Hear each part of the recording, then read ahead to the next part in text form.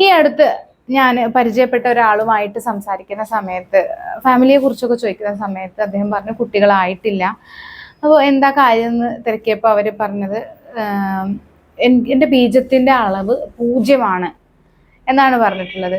അപ്പോൾ നിങ്ങളും കേട്ടിട്ടുണ്ടാവും ബീജത്തിന്റെ അളവ് 0 ഒരു കണ്ടീഷനെ കുറിച്ച്.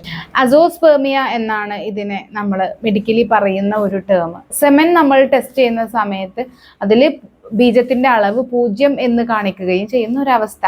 ഇതിന് ഒരുപാട് കാരണങ്ങളുണ്ട്. അതെന്തൊക്കെയാ നമുക്കൊന്ന് നോക്കാം. ഹോർമോണിന്റെ പ്രശ്നങ്ങൾ കൊണ്ട് ഇങ്ങനെ സംഭവിക്കാറുണ്ട്. അതായത് ടെസ്റ്റോസ്റ്റിറോണിന്റെ അളവ് വളരെ കുറയുന്ന സാഹചര്യത്തിൽ ബീജത്തിന്റെ പ്രൊഡക്ഷൻ ഒട്ടും നടക്കാത്ത ഒരു സാഹചര്യമാണിത്. പിന്നെ നമ്മൾ പറയും അൺഡിസെൻഡഡ് ടെസ്റ്റിസ് എന്ന് പറയുന്ന ഒരു കണ്ടീഷൻ ഉണ്ട്.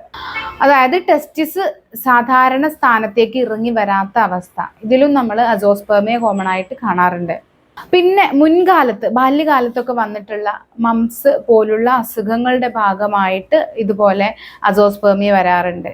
പിന്നെ മുൻപ് ടെസ്റ്റിസിനുണ്ടായ എന്തെങ്കിലും പരിക്കുകൾ, അതുപോലെ തന്നെയാണ് വെരിക്കോസിൽ എന്ന് പറയുന്ന അവസ്ഥ. വെരിക്കോസിൽ വരുന്ന സമയത്ത് ടെസ്റ്റിസിലുള്ള ഒരു ടെമ്പറേച്ചർ കൂടുകയും ബീജോത്പാദനം ശരിയായ രീതിയിൽ നടക്കാതിരിക്കുകയും ചെയ്യുന്നു.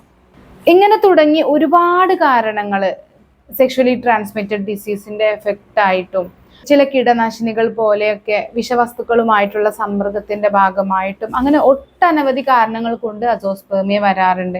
ഇങ്ങനെ ഒരു സാഹചര്യത്തിൽ എന്തുകൊണ്ടാണ് തൻ്റെ ശരീരത്തിൽ ബീജം ഉൽപ്പാദിപ്പിക്കപ്പെടാത്തത്, അത് ഒബ്സ്ട്രക്റ്റീവ് ആണോ നോൺ ഒബ്സ്ട്രക്റ്റീവ് ആണോ എന്നൊക്കെ റൂൾ ഔട്ട് ചെയ്തതിന് ശേഷം അത് ട്രീറ്റ് ചെയ്യാനായിട്ട് ശ്രമിക്കുക.